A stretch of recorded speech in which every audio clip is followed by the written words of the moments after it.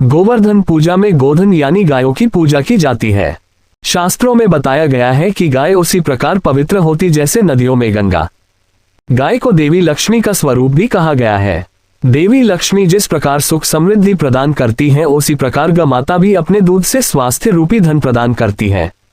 इनका बछड़ा खेतों में अनाज उगाता है। इस तरह गौ संपूर्ण मानव जाति के लिए पूजनीय और आदरणीय है। गौ के प्रति श्रद्धा प्रकट करने के लिए ही कार्तिक शुक्ल पक्ष प्रतिपदा के दिन गोवर्धन की पूजा की जाती है और इसके प्रतीक के रूप में गाय की पूजा की जाती है। इस दिन गोवर्धन पर्वत की पूजा का भी विधान है। देश विदेश से लोग इस दिन गोवर्धन पर्वत की पूजा के लिए आते हैं। गोवर्धन पूजा कथा। गोवर्धन पूजा के संबंध में एक लोक कथा प्रचलित है। कथा यह है कि देवराज इंद्र को अभिमान हो गया था। इंद्र का अभिमान चूर करने हेतु भगवान श्री कृष्ण, जो स्वयं लीलाधारी श्री हरि विष्णु के अवतार हैं, ने एक लीला रची।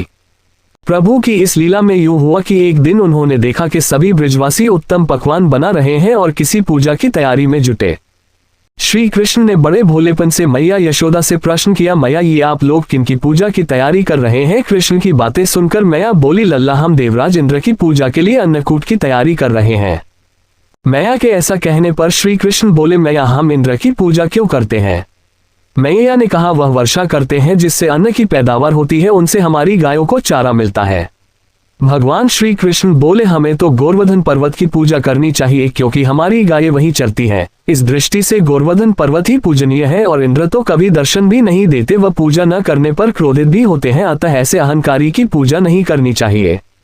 लीलाधारी की लीला और माया से सभी ने इंद्र के बदले गोवर्धन पर्वत की पूजा की। देवराज इंद्र ने इसे अपना अपमान समझा और मूसलाधार वर्षा शुरू कर दी।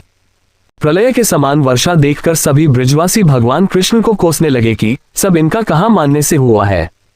तब मुरलीधर ने मुरली कमर में डाली और अपनी कनिष्ठा उंगली पर पूरा गोवर्धन पर्वत उठा लिया और सभी ब्रजवासियों को उसमें अपने गाय और बछड़े समेत शरण लेने के लिए बुलाया।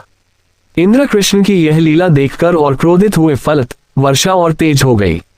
इंद्र का मान मर्दन के लिए तब श्री कृष्ण ने सुदर्शन चक्र से कहा कि आप पर्वत के ऐसे पर रहकर वर्षा की गति को नियंत्रित करें और शेषनाग से कहा आप मेल बनाकर पानी को पर्वत की ओर आने से रोकें। इंद्र लगातार 7 दिन तक मूसलाधार वर्षा करते रहे। तब उन्हें एहसास हुआ कि उनका मुकाबला करने वाला कोई आम मनुष्य नहीं हो सकता, अतः वे ब्रह्मा जी के पास पहुंचे और सब वृतांत कह सुनाया। ब्रह्मा जी ने इंद्र से कहा कि आप जिस कृष्ण की बात कर रहे हैं वह भगवान विष्णु के साक्षात अंश है और पूर्ण पुरुषोत्तम नारायण है।